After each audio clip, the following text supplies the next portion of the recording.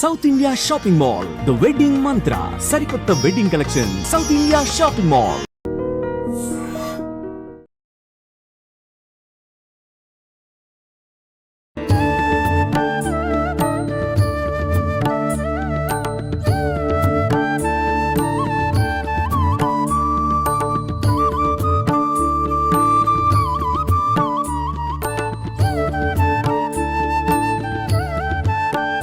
నమస్కారం, welcome to I dream. మన సంస్కృతి కార్యక్రమానికి స్వాగతం. నేను మీ విజిత.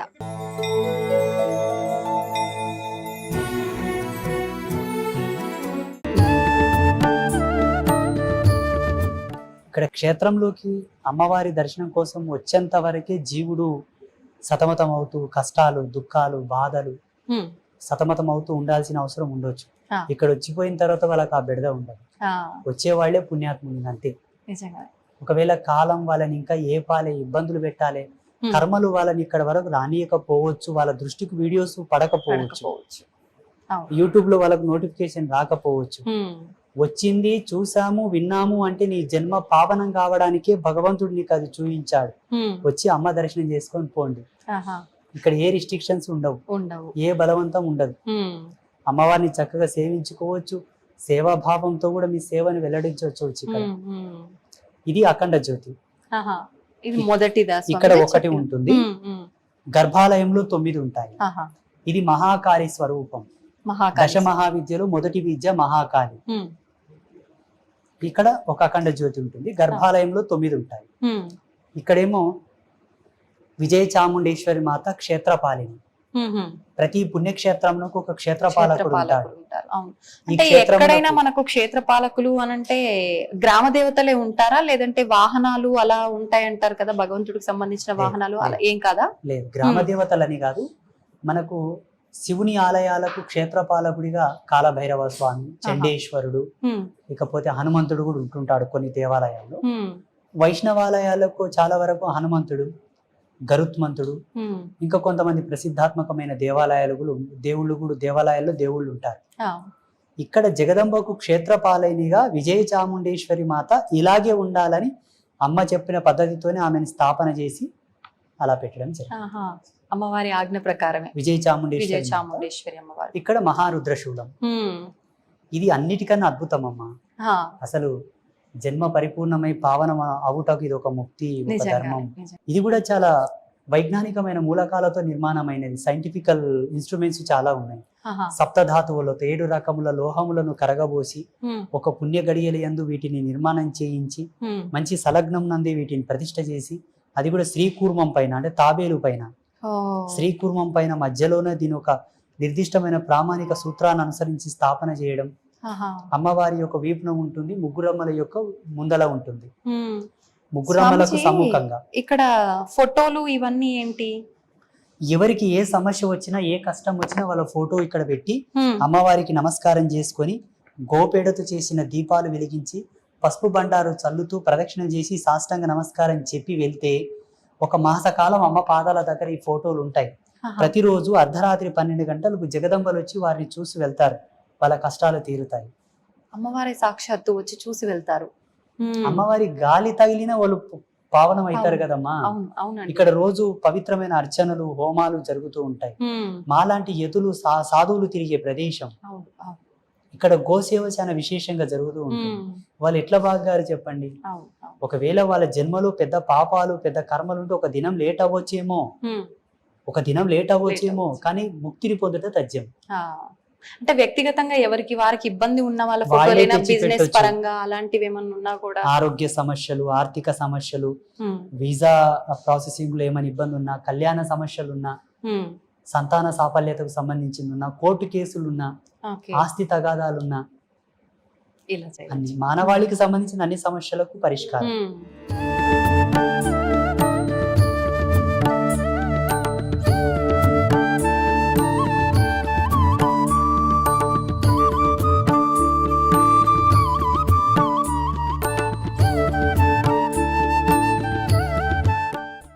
ఇప్పుడు ఇంతకుముందు బయట మనం అఖండ జ్యోతి చెప్పుకున్నాం కదా, మహాకాళి స్వరూపం.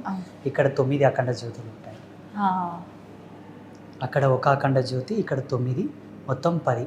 దశమహావిద్యలు లైవ్లో ఉంటారు ఇక్కడ.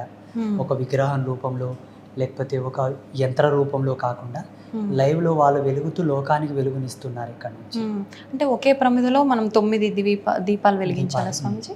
ఒకవేళ ఆ ఒత్తి చిన్నగా దగ్గరికి అయిపోతూ ఉంటే పక్కన ఇంకొక ఒత్తి 3 వెత్తులు కలిపి ఒక ఒత్తిగా చేసి పక్కన వెలిగించి ఈ ఒత్తిని లోపలికి వదిలేస్తూ ఉంటాం.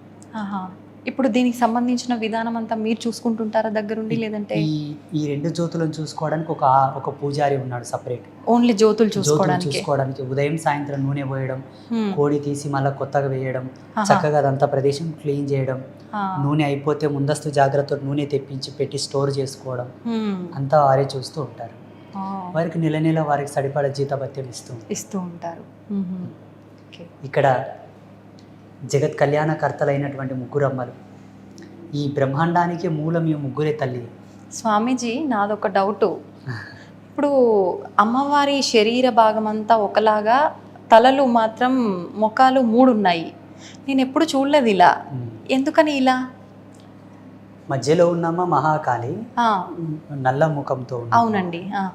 ఇక్కడ పసుపు వర్ణంతో ఉన్నమ్మ వారు లక్ష్మి, ఎరుపు వర్ణంతో ఉన్నమ్మ వారు సరస్వతి. ఆ జగదంబలు ముగ్గురుగా ఉండి ఒకే బాడీతో ఉంటారు. వాళ్ళకు స్తనములు కూడా 2 ఉంటాయి. ఒక స్త్రీమూర్తికి 2 స్తనములు ఎలాగో వాళ్ళకి 2 స్తనములు ఉంటాయి. 2 స్తనములు ఏకనాభితో, అంటే ఒకే బొడ్డు 2 స్తనములతో ఉన్న తల్లులు ఈ ముగ్గురు ఒకే శరీరంలో ఉండుట. ఇది ఫస్ట్ పుణ్యక్షేత్రం. అవును, ప్రపంచవ్యాప్తంగా ఇదే మొదటి పుణ్యక్షేత్రం. ఇది ఇప్పుడు మీకు ఇది కూడా అమ్మవారి ఆజ్ఞ ప్రకారమేనా? ఇలా నేను సంవత్సరం పాటు తపస్సులో కూర్చున్నాను ధ్యానంలో. అసలు ఋషి పరంపర ఎలా ఉంటుందమ్మా? ఋషి ఒక వ్యక్తి చెక్కిన శిలలకు పూజలు చేయడు. ఋషి జటాజూటముతో ఉండే ఋషి. ఆయన స్వయంగా తపస్సుతో దర్శించి తాను నిర్మాణ శైలితో పూజలు చేస్తాడు, తపస్సు చేస్తాడు. అట్లా పరశురాముడు, జమదగ్ని, వశిష్ఠుడు స్థాపించిన లింగాలు చాలా ఉన్నాయి ప్రపంచంలో. అలా జగదంబను నా జ్ఞానాత్మకంగా, భావాత్మకంగా నేను ధ్యానంలో దర్శించాను. ఇలా 52 రకాల మన్నులు 52 రకాల మన్నులు 52 రకాల ప్లేసెస్ నుంచి తీసుకురావాలి. ఎక్కడెక్కడి నుంచి స్వామిజీ? మనకు 12 జ్యోతిర్లింగాల నుంచి తెచ్చాము, 18 శక్తిపీఠాల నుంచి తెచ్చాము, 7 జీవనదుల నుంచి తెచ్చాము, 3 రకాల పుట్టమన్నులు, 3 రకాల వర్ణములలో ఉండే నేలలలోని పుట్టమన్ను, గోవు ప్రసవించిన స్థలము మన్ను. అక్కడ విజయ చాముండేశ్వరి మాతకు ఏమో దక్షిణాభిముఖంగా ప్రయాణిస్తున్న నాగుపాము జాడల మన్ను, ఈ ముగ్గురమ్మలకేమో ఉత్తరాభిముఖంగా ప్రయాణిస్తున్న నాగుపాము జాడల మన్ను. అలాగే తులసి కోట దగ్గర మన్ను, కొన్ని సంవత్సరాల ఆయుష్తో ఉన్న మర్రి చెట్టు దగ్గర మన్ను, రావి చెట్టు దగ్గర మన్ను, ఆగమశాస్త్ర పండితుల వాకిలి మన్ను, నెమలి గుడ్లు పెట్టిన స్థలము మన్ను. ఇట్లా రకరకాలుగా 52 రకాల మన్నులను ఒకే ముహూర్తంలో తీసుకురావాలి. వామ్మో, ఎలా సాధ్యపడుతుంది ఇదంతా? జగదంబ తన దూతలను పంపించి తెప్పించింది. నేనైతే చేయలేదు. నేను నిమిత్త మాత్రుని, మానవుని. మీలో సామాజిక జ్ఞానం ఉంది, నాలో ఆధ్యాత్మిక జ్ఞానం ఉంది. అది నేను తపస్సు చేశాను కాబట్టి. The concept is very powerful and very different in the world. అవును అవును. ఆధ్యాత్మిక వారసత్వ సంపదలోనే ఇది ఒక విచిత్రం. నిజంగానే విచిత్రం. నేను అంటే ఇలా ఈ 52 రకాల మన్నులను ఒక చేత పోగు చేసి వాటన్నిటిని సప్తజీవ నది జలాలతో కలిపి అందులో గోపేడ పంచగవ్యములు వేసి వాటన్నిటిని మంచిగా లేపనం చేసి క్రమబద్ధీకరించి అమ్మవారిని స్థాపిస్తూ ఉంటే పీఠం కింద షడాధార ప్రతిష్ఠ ఉంటుంది. షడాధార ప్రతిష్ఠ అంటే అది ఒక ఆగమ శాస్త్ర పద్ధతిలో మనలో 6 చక్రాలు ఉంటాయి కదమ్మా. మన దేహం యొక్క నిర్మాణ శైలిని అనుసరించి షడాధార ప్రతిష్ఠ అంటే ఒక్కొక్క కుంభం, నపుంసక శిల మీద ఒక పద్మం మీద ఒక కుంభం, ఆ కుంభంలో కొన్ని యంత్రాలు, కొన్ని మణులు, మాణిక్యాలు, కొన్ని యంత్రాలు, అట్లా 7 కుంభముల మీద యోగనాళి మీద అమ్మవారు కూర్చొని ఉన్నది. ఇప్పుడు అట్లా అమ్మవారిని ఆ మట్టి చేత నిర్మాణం చేస్తూ ఉంటే 1 గంట 45 నిమిషాలు కనురెప్ప కొట్టకుండా అట్లా నిర్మాణం చేయాలి. కనురెప్ప కొట్టావా దైవత్వం వెళ్ళిపోతుంది. It's very depth signalisation system ఇది. ఇది ఒక విద్వత్తుతో కూడుకున్నటువంటి సిగ్నలైజేషన్ సిస్టమ్ ఇది. ఆ కనెక్షన్స్ ఉండాలని, ఇక్కడ దైవత్వం ఉండాలని.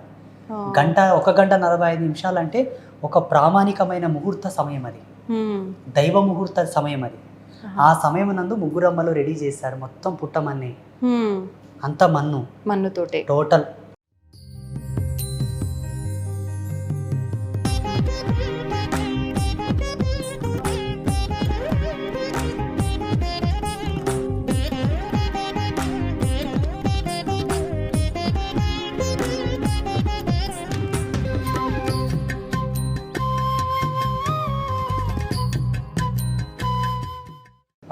3 రకాల పుట్టమన్ను, నల్లరేగడిలో నుంచి నల్ల పుట్టమన్ను, ఆహా.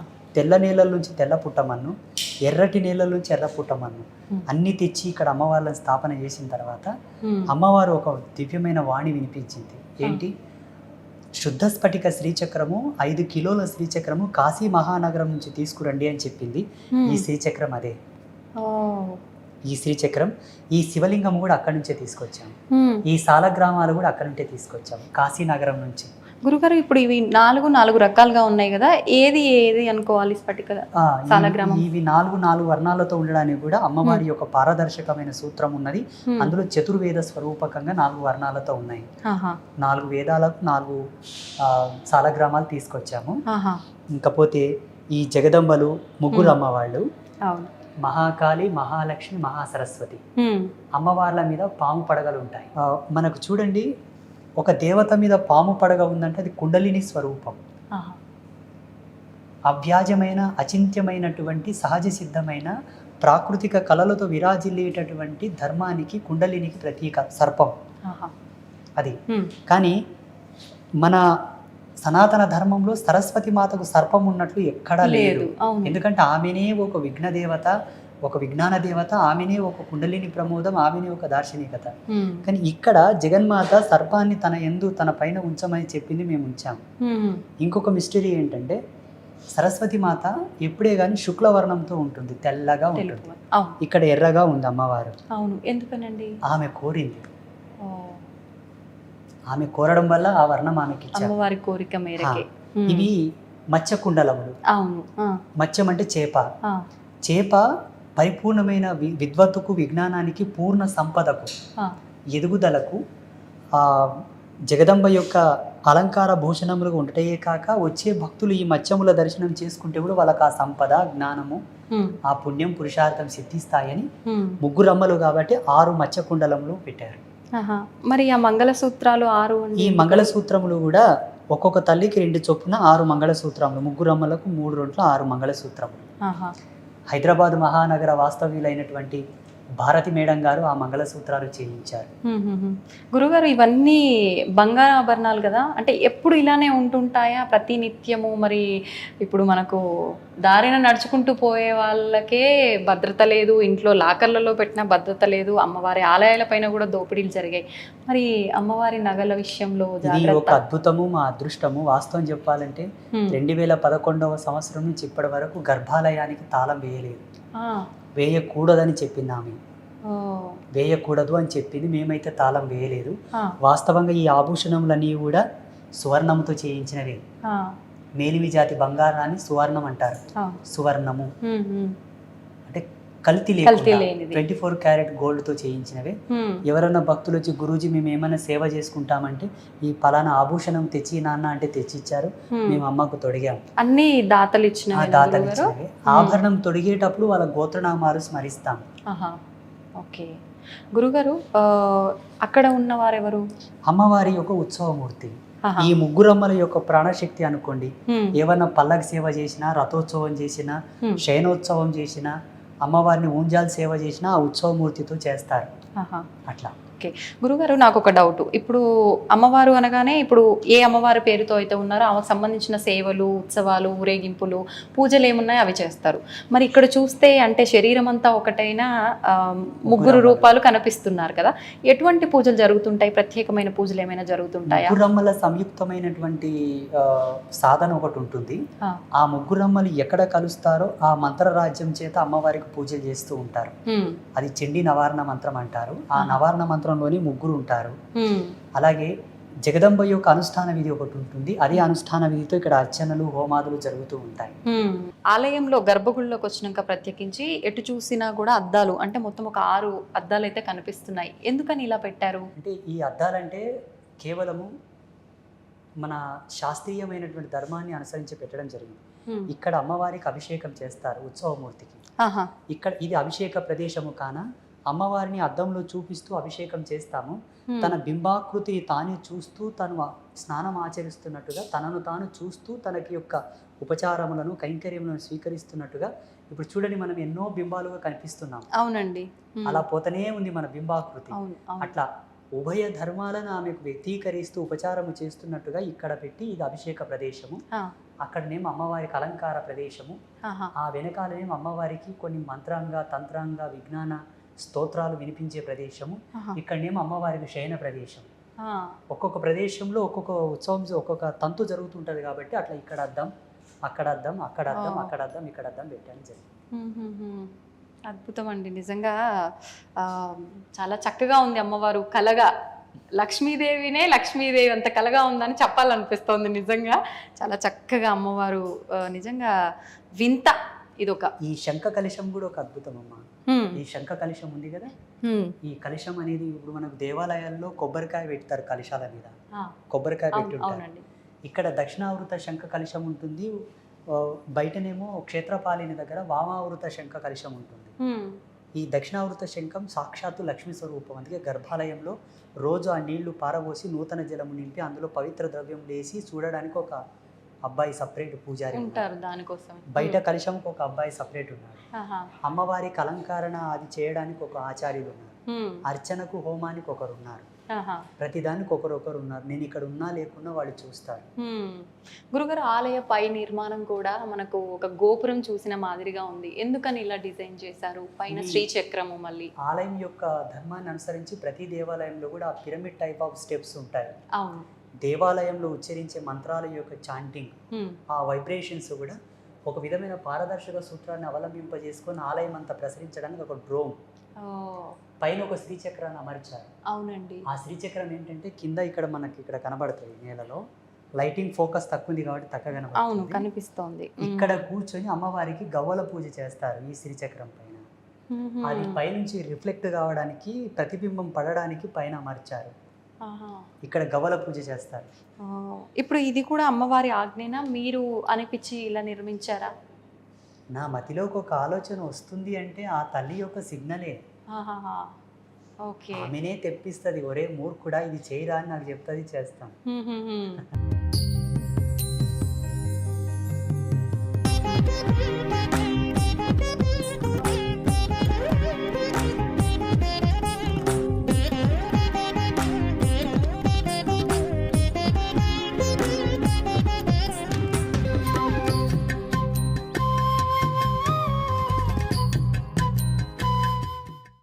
స్వామీజీ, శ్రీచక్రం అమ్మవారి ముందు ప్రధానంగా మీరు కాశీ నుంచి తీసుకొచ్చిందని చెప్పారు. చూసిన తర్వాత నాకు ఒకటి అడగాలనిపించింది. ప్రస్తుత రోజుల్లో చాలా మందిలో ఉన్న ఒక సందేహం శ్రీచక్రం గురించి. శ్రీచక్రం ఇంట్లో పెట్టవచ్చా? పెడితే యంత్ర రూపంలో పెట్టాలా, ఇలా పెట్టాలా? నిజంగా పెడితే కనుక నియమాలు ఎక్కువగా పాటించాలా? రకరకాల సందేహాలు ఉన్నాయండి, దాని గురించి తెలియజేయండి. ఇంట్లో శ్రీచక్రాన్ని ఉంచుకోవచ్చు, అది శాస్త్ర సమ్మతమైన విషయం. మన ధర్మశాస్త్రాల్లో విగ్రహాలు పెట్టుకున్నా, శ్రీచక్రం పెట్టుకున్నా, శివలింగం పెట్టుకున్నా ఒక ప్రామాణికమైన కొలత చెప్పారు. యజమాని వేళ్ళు ఇక్కడి నుంచి ఇక్కడ వరకు ఏ సైజు ఉన్నాయో ఆ సైజు మాత్రం పెట్టుకోవాలి.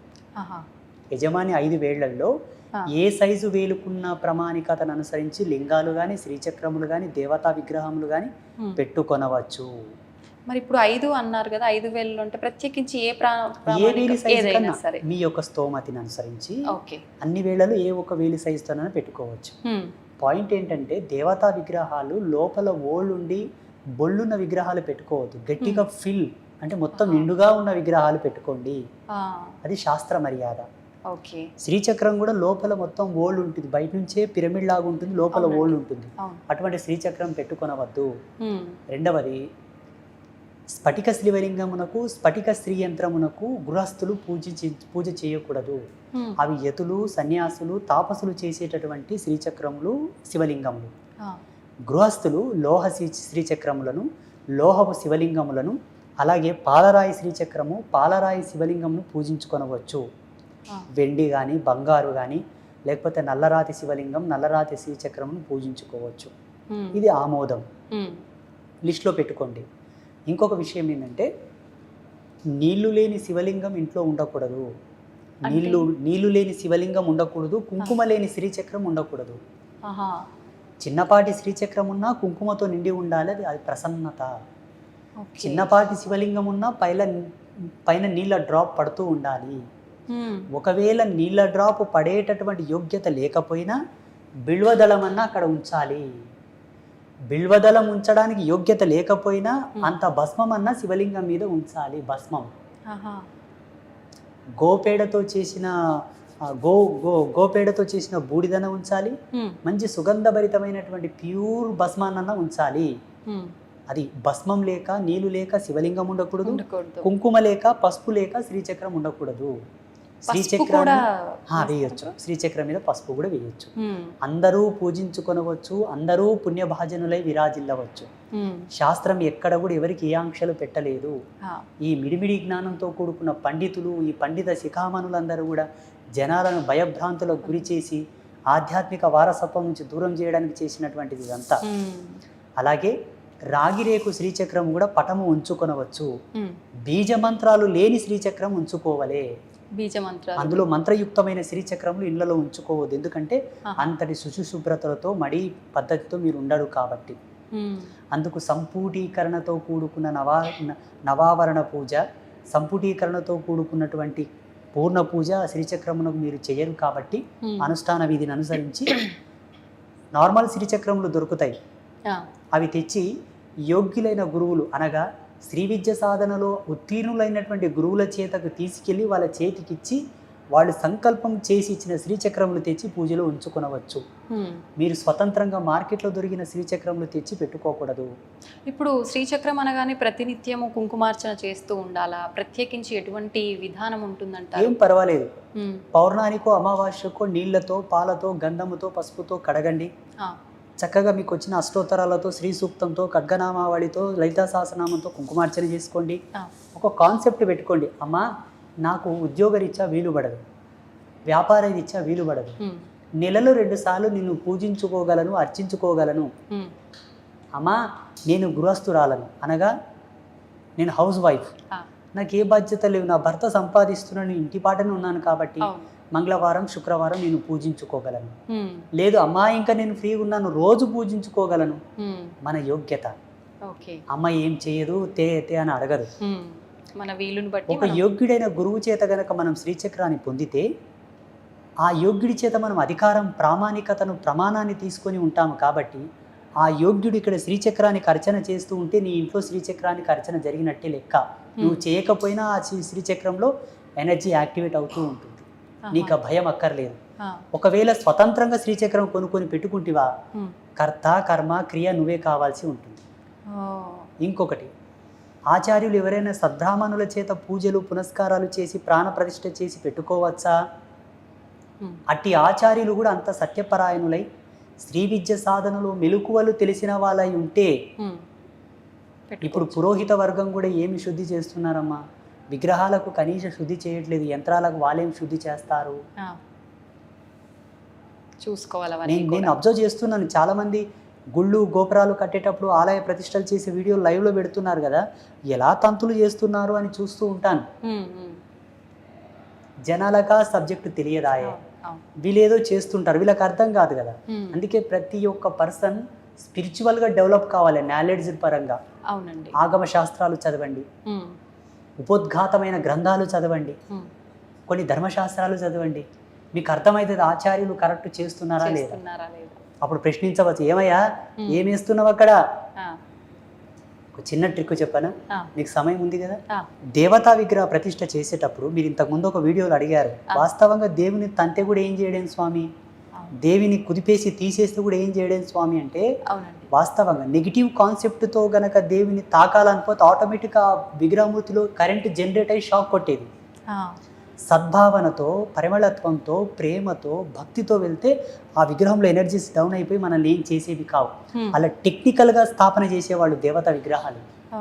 అంతటి పవర్ రావాలంటే దేవతా విగ్రహం కింద ప్యూర్ నవరత్నాలు, ప్యూర్ సప్తధాతువులు, పరిపూర్ణమైన హస్తముల చేత లిఖింపబడినటువంటి యంత్రరాజ్యం, ఒక్కొక్క యంత్రమునకు 1,000,000 జపాలు ధారబోయాలి, పవిత్రమైన వనస్పతులు, ఇలా నిక్షిప్తం చేయబడినదే దేవత ప్రతిష్ట. బయట విగ్రహాలు ఎట్లా స్థాపన చేస్తున్నారు ఆచార్యులు? 1,00,00,000 రూపాయలు పెట్టి గుడి కడతారు, ప్లాస్టిక్ నవరత్నాలు చేస్తారు. అక్కడ ప్లాస్టిక్ పంచలోహాలు వేయకుండా ఏం చేస్తారంటే స్టెయిన్లెస్ స్టీల్ కాయిన్స్ పోస్తారు, కుంభాలు కుంభాలు గుమరిస్తారు. సత్య సనాతన ధర్మం చెప్పింది ఏంటంటే, పూజలో ప్లాస్టిక్ వాడకూడదు, రబ్బర్ వాడకూడదు, స్టెయిన్లెస్ స్టీల్ సామాన్లు వాడకూడదు, ఐరన్ మెటల్ వాడకూడదు, ఇక్కడ రాతి వెండి పాత్రలు కూడా వాడకూడదు. దేవతల యొక్క పాత పద్మముల చెంత దేవత మందిరం నందు దేవత యొక్క స్థానంలో దేవత యొక్క ఆభూషణంలో 3 లోహాలు చెప్పారు, బంగారు, వెండి, రాగి. అక్కడ ఆచమన పాత్రలు, జలపాత్రలు, హారతి పళ్ళెము, హారతి స్పూన్, కంచువి వాడవచ్చు, శ్రేష్టమైన కంచు ధాతువుతో చేసినవి. ఇవి ఆమోదం. ఇవి ఇంట్లో కూడా ఇవే వర్తిస్తాయి. ఇంట్లో కూడా పూజా మందిరంలో ఇవే ఉండాలి, ఇవి మినహా వేరే ఉండకూడదు. మీరు మీ పిచ్చి పిచ్చినంత తెచ్చి పూజలు చేస్తామంటే మీరు మొదట అడిగినట్టనే దేవతలు రిఫ్లెక్ట్ అవ్వరు. నువ్వు నెత్తి బాదుకొని కొయ్యో ముర్రో అన్న దేవతలు పలకరు. స్వామీజీ, ఇప్పుడు మీరు చెప్పినట్టు ఇక్కడ మీరు చెప్పిన లోహాలకు సంబంధించినవి మాత్రమే ఉన్నాయి, ఎక్కడ ప్లాస్టిక్ కానీ స్టీల్ కానీ కనిపించట్లేదు. ఒకటి మాత్రం నాకు కొంచెం ప్రత్యేకంగా కనిపిస్తుంది అలంకరణతో, అదేంటో తెలుసుకోవాలని. ఇది మారేడు కాయ యొక్క గుజ్జుతో అలంకారంగా చేసింది. హైటెక్ సిటీలో ఉంటారు మా తల్లి, చాలా భక్తి పరాయణురాలు, చాలా చాలా ఆ తల్లికి జన్మనిచ్చినటువంటి తల్లిదండ్రులకు ధన్యవాదాలు. ఎంత భక్తి అంటే అంత భక్తి. వారు మన పీఠానికి ఎకరా భూమి దానం చేశారు. హైటెక్ సిటీలో ఉంటారు, వారి పేరు చెప్పొచ్చో లేదు, ఏమనుకుంటారో ఏమో పాపం. అమ్మగారు నిన్న కార్తీక పౌర్ణమి శుభ సందర్భంగా దీన్ని తెచ్చిచ్చారు. ఈ మారేడు కాయ భరణి లోపల కుంకుమతో అర్చన చేస్తే 1 కోటి రెట్ల పుణ్యం, రిజల్ట్ కూడా తొందరగా వస్తుంది. కాబట్టి ఆ పుణ్యాత్మరాలు తెచ్చిచ్చింది, ఆమె చల్లగా వండుకోకు జగదంబ యొక్క దీవెనలతో. ఇది మారేడు కాయతో చేసిన భరణి, ఇలా మీ ఇళ్లలో కూడా ఉంచుకోవచ్చు. జగదంబ పాదాల దగ్గర ఇటువంటి కుంకుమ భరణి ఉంచిన మీకు సంపద్ వృద్ధి, ఇష్టసిద్ధి. అంటే మామూలుగా నేను విన్నాను గురుగారు, మారేడు కాయ లోపల కొంచెం పైన తీసి లోపల గుజ్జు తీసేసి ఎండిన తర్వాత విభూది పోసి పెట్టుకొని ధారణ చేస్తే బాగుంటుంది అని చెప్పి. ఇప్పుడు ఇది మనం అభిషేకానికే కాకుండా మనం అలా స్టోర్ చేసుకొని మనం ధారణ చేసిన బాగుంటుంది. ఎటువంటి ఫలితం ఉంటుంది దానివల్ల? దీని లోపల భస్మాన్ని ఉంచి శివారాధన చేయవచ్చు, చందనము ఉంచి విష్ణు ఆరాధన చేయవచ్చు, కుంకుమ పసుపు ఉంచి జగదంబ ఆరాధన చేయవచ్చు, అక్షింతలు ఉంచి సూర్యనారాయణ మూర్తి ఆరాధన చేయవచ్చు. ఏ దేవత తాలూకు సంబంధించిన ప్రీతిపాత్రమైన ద్రవ్యం నుంచి వాళ్ళని పూజించవచ్చు. ఇందులో పడ్డ తర్వాత దీనిలో ఉన్న సహజత్వం గుణము ప్రబలం అవుతుంది, హెచ్చవుతుంది, ఎనర్జీ ఇంకా ఎక్కువ డెవలప్ అవుతుంది, పుణ్యం పురుషార్థం తొందరగా వస్తాయి. మనం అనుకున్నంత తొందరగా రిజల్ట్ వస్తుంది. కాబట్టి దీన్ని అలా వాడవచ్చు. అయితే స్వామీజీ, ఇప్పుడు ఇంట్లో శ్రీచక్రం పెట్టుకున్నప్పుడు అలా కుంకుమ ఎప్పుడు ఉండాలి అని అన్నారు కదా, ఎవరైనా వచ్చినప్పుడు చాలా మంది మనం పూజా ద్రవ్యాలకు సంబంధించింది మన పూజ రూమ్లో అవి తీసుకొచ్చి ఇవ్వాలి అని అంటే కొంచెం ఆలోచిస్తారు.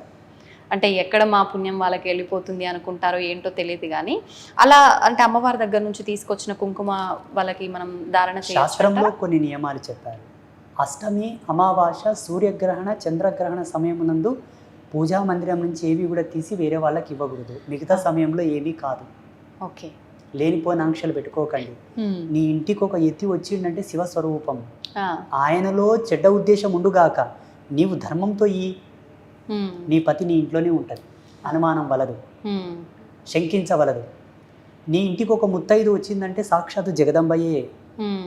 మళ్ళీ లేనిపోయిన ఆంక్షలు ఏంటి? అవన్నీ లేనిపోయిన అనుమానాలు అంటుంది.